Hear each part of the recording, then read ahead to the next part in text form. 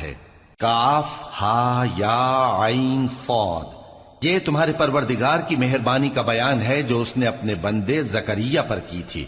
جب انہوں نے اپنے پروردگار کو دبی آواز سے پکارا اور کہا کہ اے میرے پروردگار، میری ہڈیاں بڑھاپے کے سبب کمزور ہو گئی ہیں اور سر سفید بالوں کی وجہ سے چمکنے لگا ہے، اور اے میرے پروردگار، میں تجھ سے مانگ کر کبھی محروم نہیں رہا، اور میں اپنے بعد اپنے بھائی بندوں سے ڈرتا ہوں، اور میری بیوی بانجھ ہے، پھر بھی مجھے اپنے پاس سے ایک وارث عطا فرما جو میری اور اولاد یعقوب کی میراث کا مالک ہو، اور اے میرے پروردگار اس کو خوش اخلاق بنائیو۔ فرمایا اے زکریا،